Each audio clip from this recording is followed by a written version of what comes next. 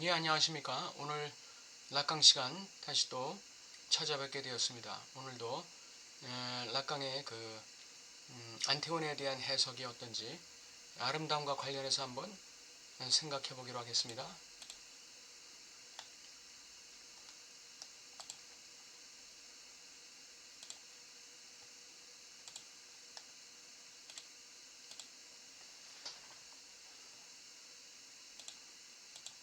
네, 락강의 윤리와 안티고네의 아름다움. 네, 안티고네라는 희곡의 정체성을 이야기해 봅시다. 아름다움의 범주에서 칸트는 대상을 의미하지 않는 이해만 가능하고 요구되는 한 그 전달을 보장할 수 있다 이렇게 말했습니다. 대상을 의미하지 않는 예만 가능하고 요구된다. 결국 초월성을 배제하겠다는 얘기죠. 초월성을 배제하고 의미작용의 망 안에 갇힐 수 있는 그런 대상에 대해서만 아름다움을 따지겠다 이거죠. 네. 어쨌든 락강은 우리가 욕망의 목적으로 생각해 온 것과 관련하여 아름다움의 기능에 대한 질문을 하고 있습니다. 욕망의 목적은 아름다움에 있어야 됩니다. 락강이 얘기하는 욕망의 목적이라는 것은 그 근본적으로 아름다움의 기능에 있는 거예요. 그러니까 아름다움이 배제된 욕망의 주체라는 것은 상상할 수가 없는 것이죠. 락강에게서는 반드시 락강의 욕망은 아름다움과 직결되어 있다는 것. 그게 바로 승화라는 개념이죠. 승화, 욕망의 승화, 대상의 승화, 본능의 승화. 프로이드가 얘기하죠. 본능은 승화돼야 돼요. 본능은 어떻게 승화될 수 있죠? 기표를 만나야 승화될 수가 있는 것입니다. 본능이 기표를 만나지 못하면 짐승 같은 본능이 될 수밖에 없는 거예요. 생긴 대로의 본능이 될 수밖에 없는 것이죠. 요컨대 여기서 욕망의 기능이라는 주제에 대한 새로운 것이 밝혀질지도 모릅니다.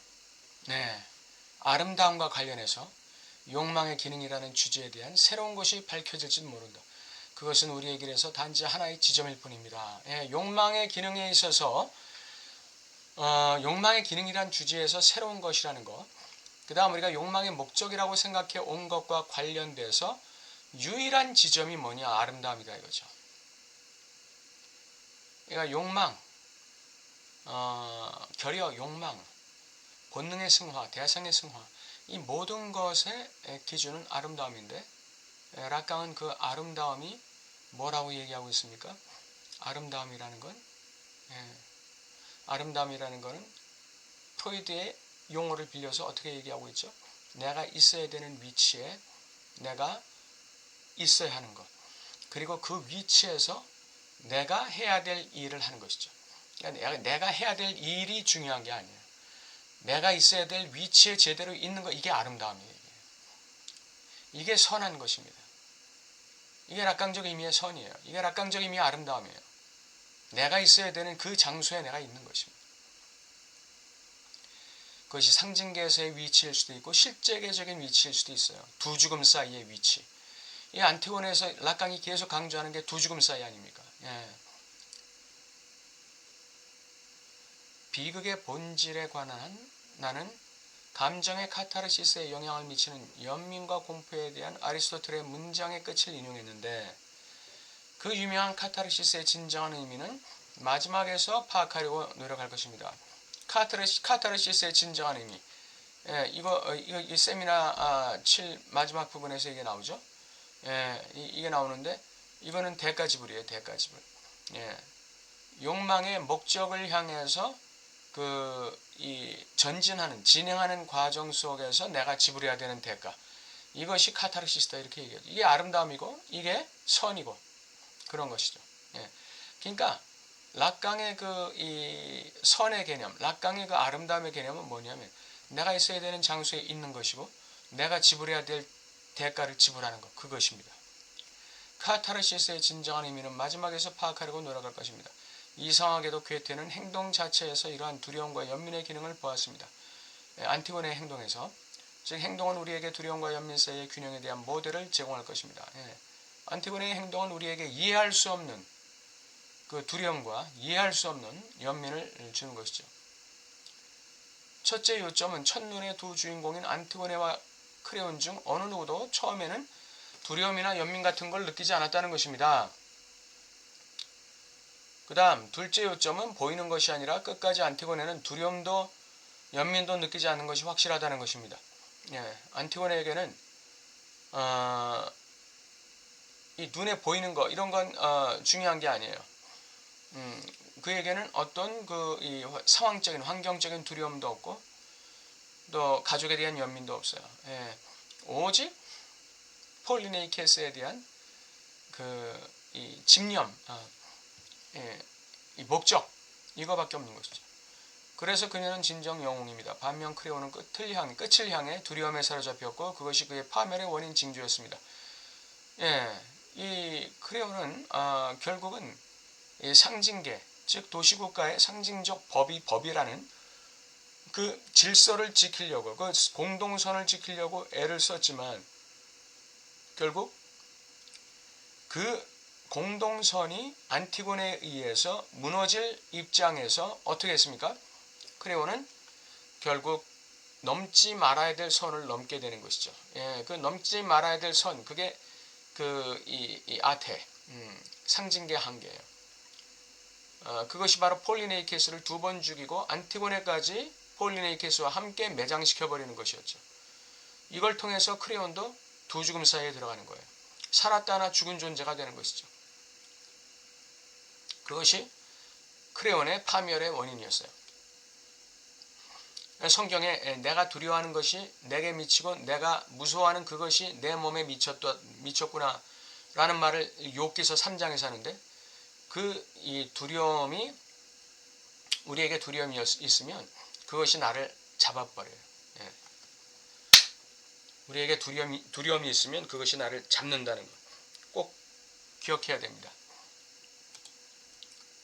소포클레스의 안티고네는 이스메네와의 대화에서 안티고네를 소개하면서 시작합니다. 그녀는 시작부터 자신의 입장과 이유를 확인합니다.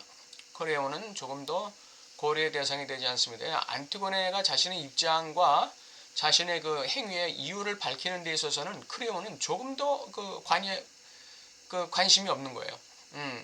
있으나 마나한 존재죠. 고려의 대상이 되지 않는 거예요. 크레온은 우리가 보여준 기능이 비극윤리의 구조에 내재되어 있음을 보여주기 위해서 존재할 뿐이에요. 그냥 이 양반은 그냥 조연으로 존재할 뿐이에요.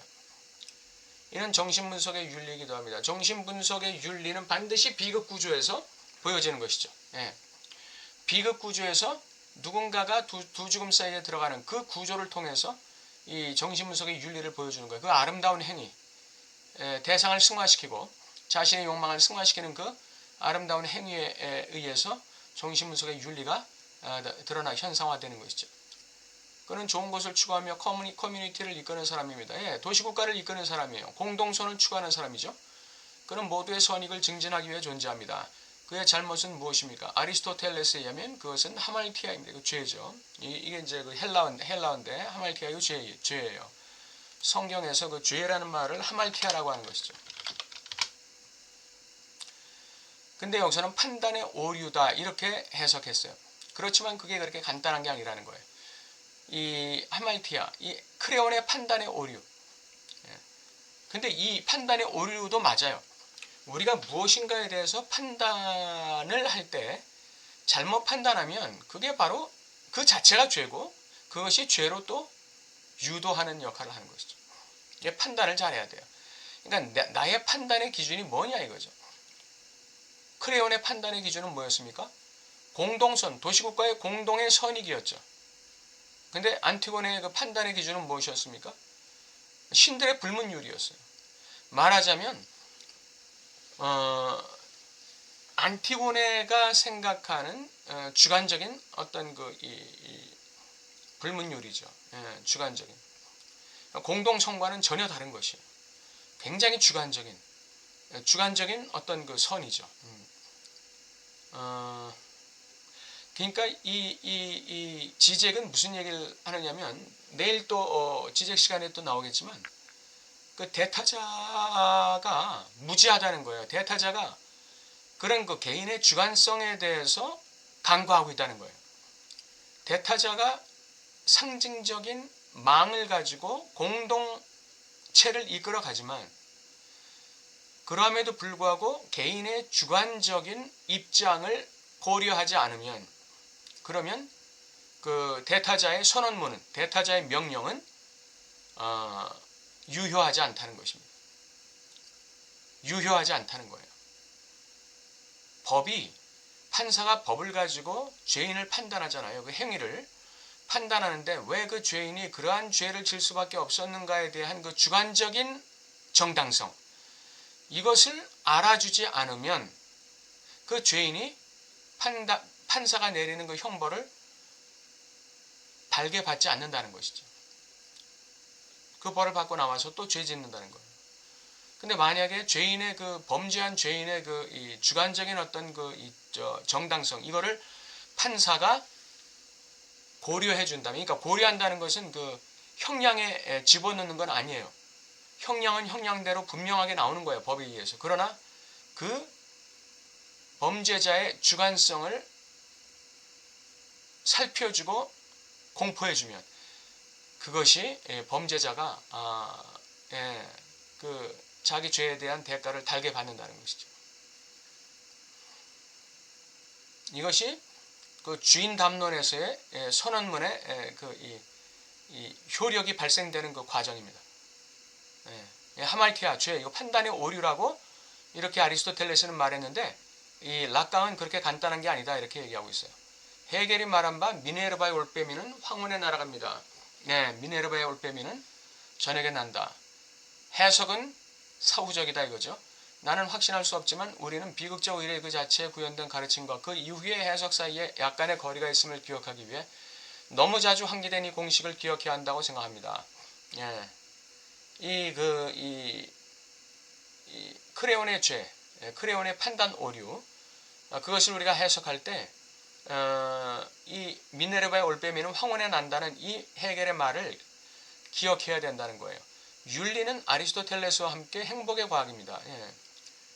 이 아리스토텔레스가 말하는 이 행복이라는 것은 선이고 쾌락이에요. 선이고 쾌락이에요. 근데 이게 이 행복, 선, 쾌락이 달성되는 그 과정에 뭐가 있느냐면 윤리적 덕목의 실천이 반드시 들어가요. 본능적인 쾌락이 아니죠. 나에게 이득이 되는 선이 아니죠. 나의 이기주의와 나의 만족을 갖다 구가시키는 행복이 아니라는 거예요. 거기에는 관용, 정의, 우정, 겸손, 절제, 용기 이와 같은 윤리적 덕목의 실천을 통해서 개인의 쾌락을 구가하는 것. 이게 아리스토텔레스에 있어서의 행복입니다. 그러니까 당연히 공동선에 부합될 수밖에 없겠죠. 공동선에 부합될 수밖에 없어요. 아리스토텔레스의 행복은. 그럼에도 불구하고 나는 아리스토텔레스가 그 행복의 과학을 얘기했음에도 불구하고 나는 소포클레스의 비극들에서 하말티아를 찾는데 어려움이 없다고 생각합니다. 그것은 즉 하말티아는 그 소포클레스의 비극에서 확실하게 존재하고 확언됩니다. 클레온이 마지막 운명의 타격에 굴복했을 때 자신의 연설에서 찾을 수 있습니다. 그러나 하말티아는 영웅이 아닌 크레온 수준에서 나타납니다. 죄의 차원은 안티고네가 아닌 크레온 수준에서 나타난다는 것이죠. 그의 판단 오류, 크레온의 판단 오류, 이게 하말티아인데 그것은 모든 사람의 선을 증진하려는 것입니다. 이게 왜 하말티아예요? 모든 사람의 선을 증진하고 공리주의, 공동선을 추구하겠다는데 이게 왜 하말티아예요? 왜 이게 하말티아가 죄가 될 수가 있죠? 한계를 넘어서거나 한계 없는 법으로서 모든 사람의 선을 증진하려는 것입니다. 그는 안티고네가 자신의 주권법을 넘고 아이케, 신들의 영역에 불문율의 형태를 취한다고 말할 때 충분히 언급되었다고 가정하는 유명한 한계를 넘었다는 사실조차 알아차리지 못합니다. 안티고네는 이미 아테를 넘어가는 거예요. 아테를 넘어서 두 죽음 사이로 들어가 있는 거예요. 안티고네는. 그거에 대한 근거, 자신이 아테를 넘을 수밖에 없는 근거를 갖다가 신들의 아이케, 신의 영역의 불문율의 형태를 자기가 취했다. 이렇게 안티고네가 얘기하고 있는 거예요. 유일한 자기 자신의 행동의 근거는 신들의 영역의 불문율의 형태다. 예, 하나밖에 없는 오빠를 장사 지내는 것은 동생으로서 마땅한 일이다.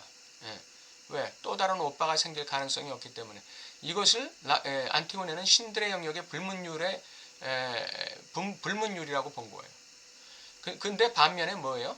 이 크레온은 공동선을 증진하려는 그러한 목적에서 한계를 넘어가는 거예요.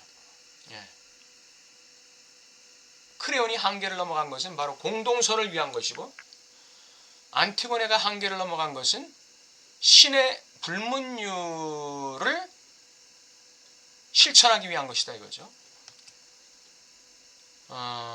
그리고 안티고네가 이미 그 불문율의 실천을 위해서 두 죽음 사이, 즉 아테를 넘어가는 한계를 넘어가는 그러한 행동을 했다는 사실조차 크레온은 알지 못해. 대타자의 무지죠.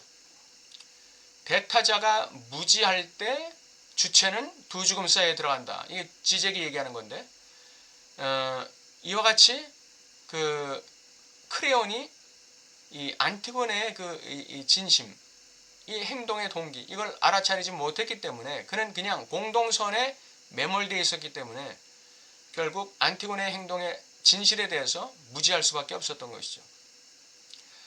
사람들은 그것을 정의나 신들의 교리로 해석할 때 충분히 말했다고 생각하지만 실제로는 많이 말하지 않았습니다. 이것을 안티고네의 행위를 단순히 정의다, 신들의 교리다 이렇게 해석하는 것으로는 충분치 않다는 것이죠.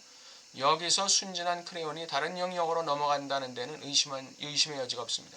네, 공동선을 지키기 위해서 크레온도 한계를 넘어가는 거예요.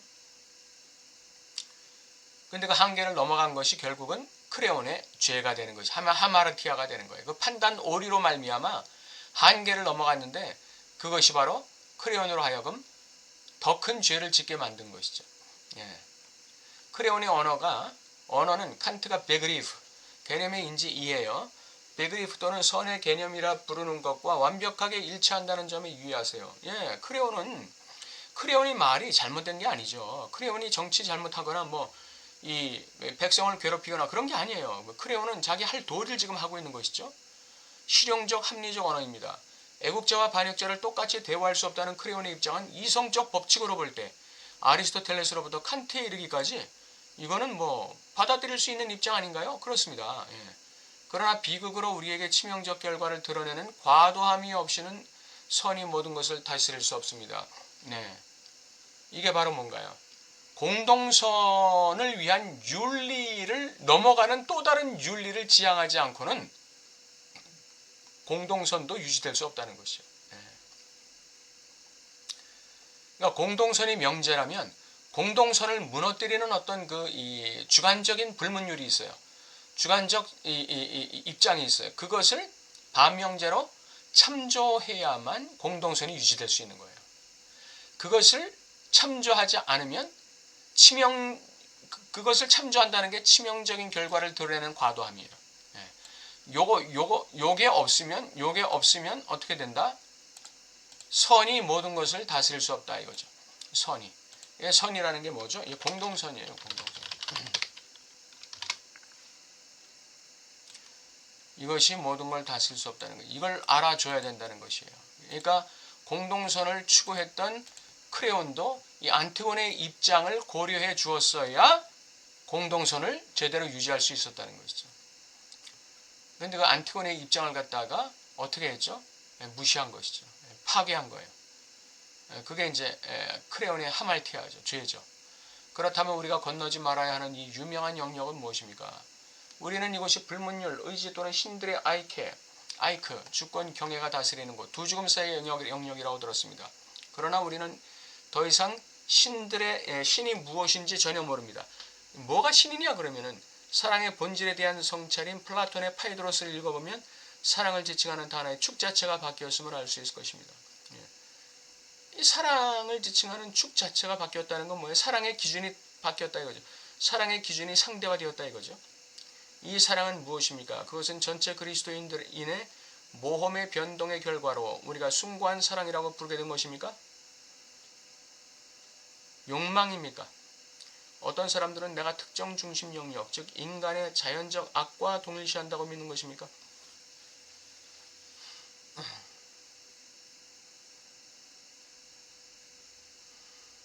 인간의 자연적 악과 동일시하는 것이 사랑입니까? 크레온이 어딘가에서 그러니까 인간의 자연적 악과 동일시한다는 것이 바로 이것이 바로 이 크레온의 이 선 아니겠어요? 크레온의 사랑 아니겠어요? 공동체를 향한 사랑, 그것이 바로 인간의 자연적 악과 동일시하는 것. 즉 안티고네를 죽이고 폴리네이케스를 갖다가 다시 죽이는, 두 번째 죽이는 그런 것이 이제 인간의 자연적 악이라고 할 수 있죠. 근데 이것과 동일시하는 것이 바로 공동체에 대해서는 사랑이 되어버리는 거예요. 예, 그렇게 해석할 수가 있겠죠. 크레온이 어딘가에서 무정부 상태라 부르는 것이 있습니까? 법을 어기는 것이 있습니까?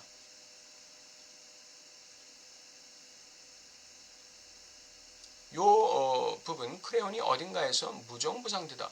그러니까 안티고네가 공동선을 무시하고 자신이 이 도시국가의 공동선을 위해서 세운 법을 갖다 무시하고 그렇게 마음대로 행동하는 것, 그게 무정부 상태죠. 예. 크레온이 어딘가에서 무정부 상태라고 부르는 것이 있습니까? 어쨌든 당신은 파이드로스의 연인들이 사랑에 대해 행동하는 방식이 그들이 참여한 에포테이아 서사시에 따라 다르다는 것을 알게 될 것입니다. 삶의 정황에 따라서 다르다는 거죠. 서사시. 예.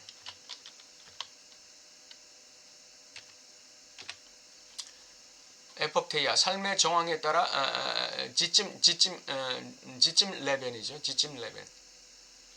삶의 정황에 따라 다르다는 것을 알게 될 것입니다. 에포테이아는 시작을 의미합니다. 사람들은 수세기에 걸쳐 이러한 일을 겪게 되며 의지가 있다면 현재까지 이어집니다. 말하자면 협력하려는 사람의 입을 통해 신성한 존재가 자신을 나타내는 황홀 또는 소유현상의 형태로 지구의 다른 지역으로 이동합니다. 예, 사랑이라는 게 그 사랑에 대해서 책임지고 협력하려는 사람의 입을 통해서 신성한 존재가 자신을 드러내는 황홀이다. 그것이 이제 다른 지역으로 이동된다. 이렇게 라칸은 얘기하고 있어요. 따라서 플라톤은 제우스에게 입문한 사람들, 이걸 갖다가 그러니까 그 사랑의 주관성을 얘기하는 것이죠. 사랑의 주관성. 여기서 라칸이 구멍이 뚫리는 게 아닌가 싶어요. 사랑은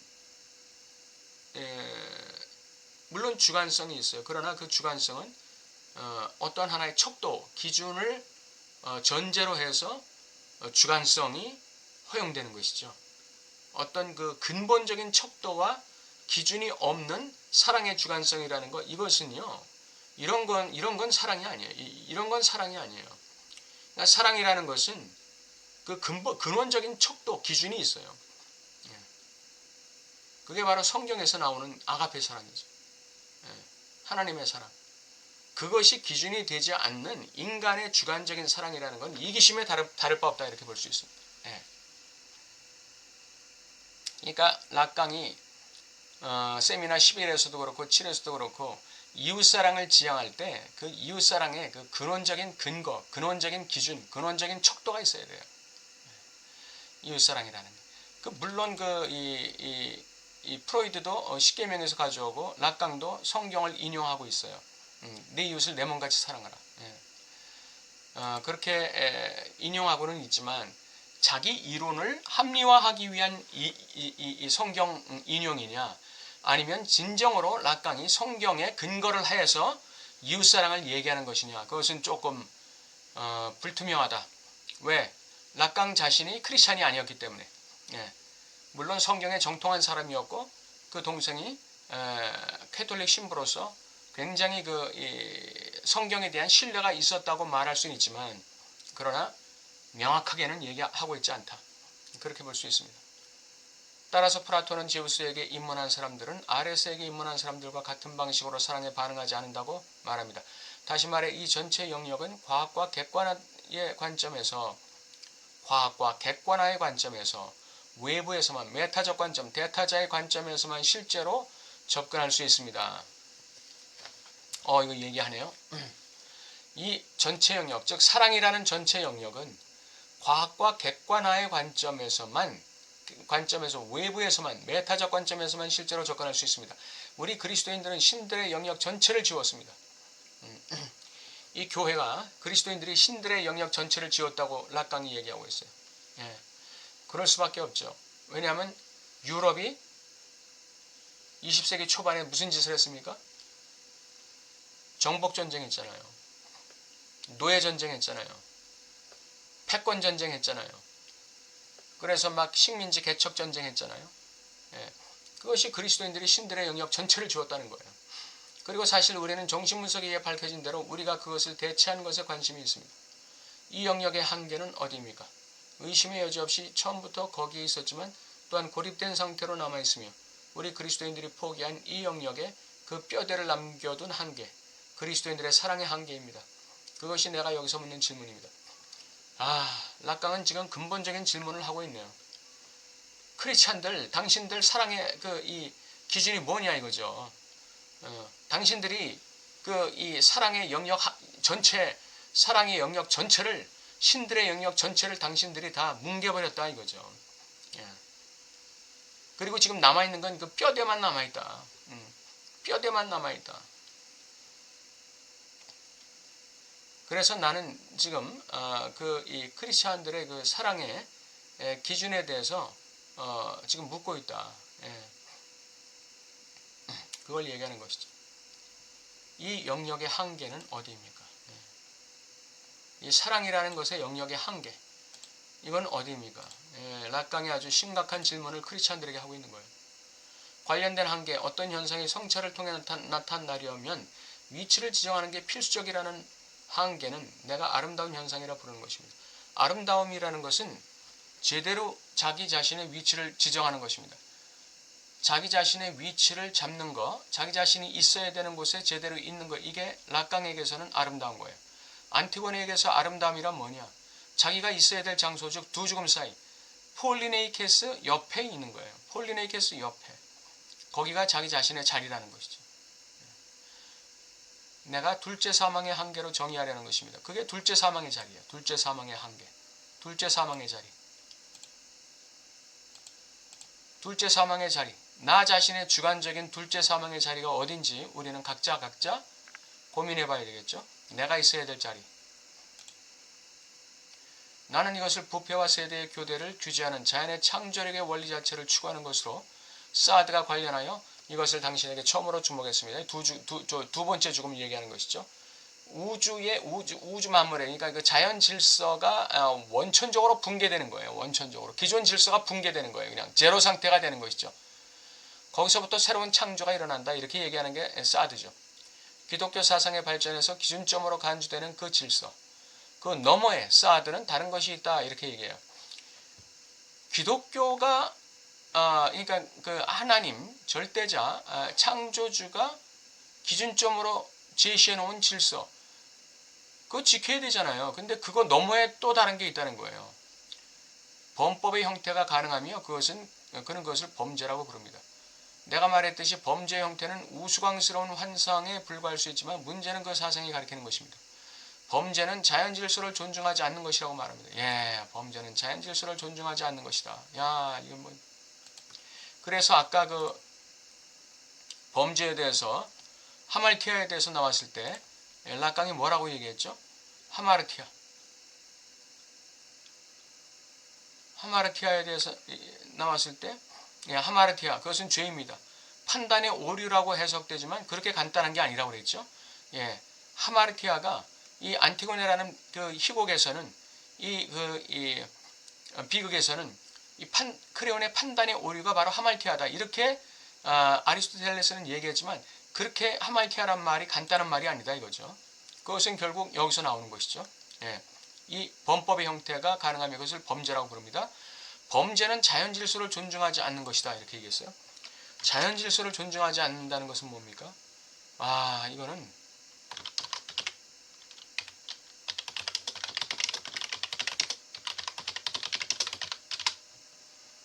이건 있어야 되는 위치를 벗어나는 거예요. 락강의 의미에서의 이 범죄라는 것은 있어야 될 위치에서 벗어나는 거예요. 이거 굉장히 성경적인 것입니다. 그 성경에 보면은 그 하나님께서 자기 위치를 벗어난 천사들을 다 흑암에 가두었다고 얘기하고 있어요. 자기 위치를 벗어나는 게 범죄예요. 아름다움은 뭐냐? 범죄의 반대말인데 그것은 자기 위치를 지키는 것입니다. 범죄는 자연 질서를 존중하지 않는 것이다. 그런 의미에서 사드가 가장 명확한 범죄자가 되는 것이죠. 그리고 사드의 생각은 인간이 범죄를 통해 자연을 그 자체의 법칙으로부터 해방시키는 힘을 부여받았다는 이상할 정도로 터무니없는 개념을 만드는 데까지 이릅니다. 자연이 제로에서 시작해서 다시 시작하도록 강제하기 위해 쓸어버려야 하는 것. 말하자면 자연의 조화롭고 모순적인 가능성이 충돌하는 힘의 막다른 골목에서 질식되는 형태의 재생산입니다. 무슨 말이냐면 자연의 모든 질서를 갖다가 제로화시켜야 된다 이거예요. 그리고 질서를 새롭게 만들어야 된다 이거죠. 이것이 사드의 범죄의 목표입니다. 엑스 니힐로, 0에서부터의 시작, 그로 표현되는 경계는 내가 올해 내 논평의 시작 부분에서 지적했듯이 엄격한 무신론적 사고가 필연적으로 자리 잡는 곳입니다. 예. 이게 바로 범죄예요.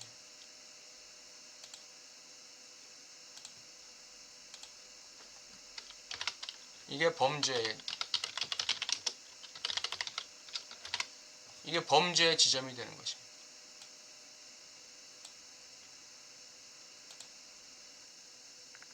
엄격한 무신론적 사고, 다시 말하면 절대자 창조주께서 지정해 놓으신 질서를 갖다가 무시하고 붕괴시키는 것, 이게 바로 무신론적 사고 아니에요. 예. 그것이 자리 잡는 곳이 범죄의 지점이에요. 예. 여기에 있는 자체가 죄예요. 죄. 하말티아.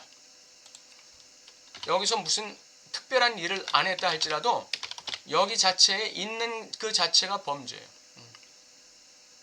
내가 있어야 될 위치에서 벗어나는 것, 그 자체가 범죄예요. 거기서 뭐 무슨 특별한 행동을 안 했다 할지라도.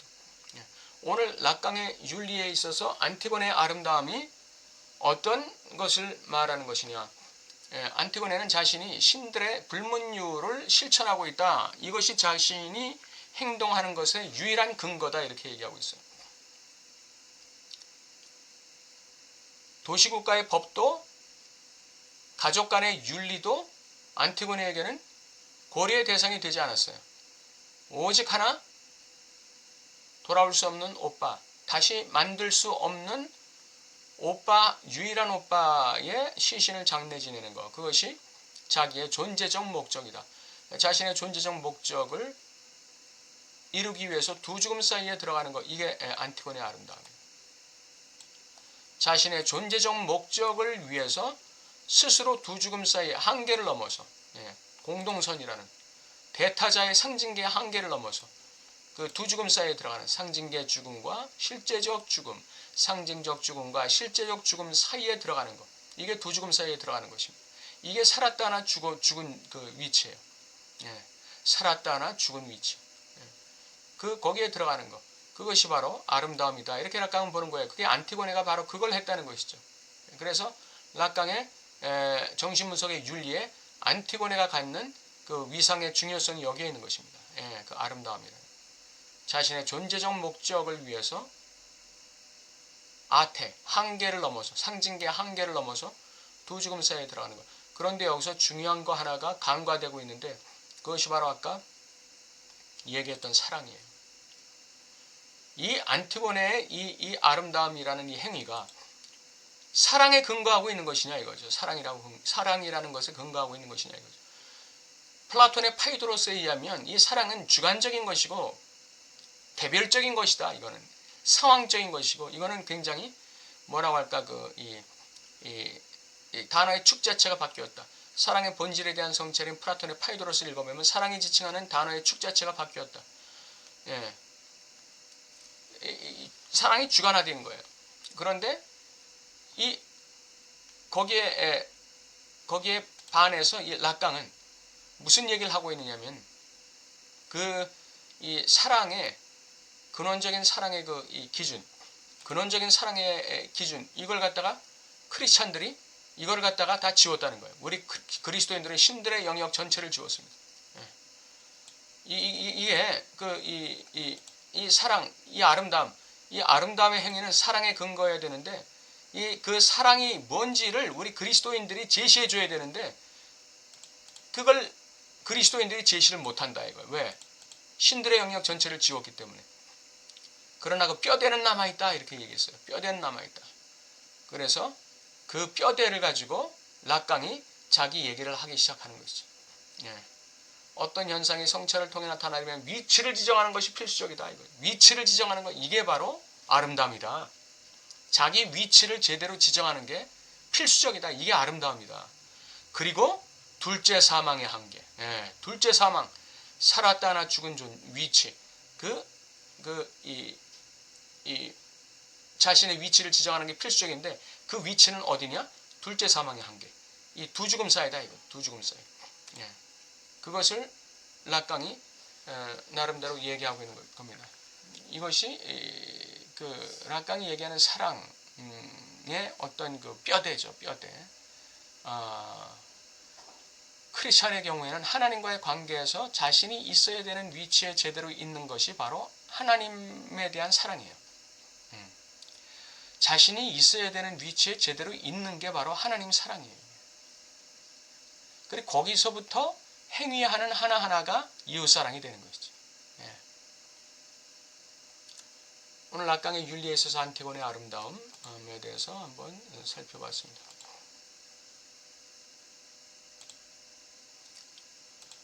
오늘은 락강 시간을 마쳤습니다. 좀 시간이 길었는데 이렇게 어떻게 하다 보니까 나가게 되었습니다. 내일 또 지적으로 뵙게 되겠습니다. 감사합니다.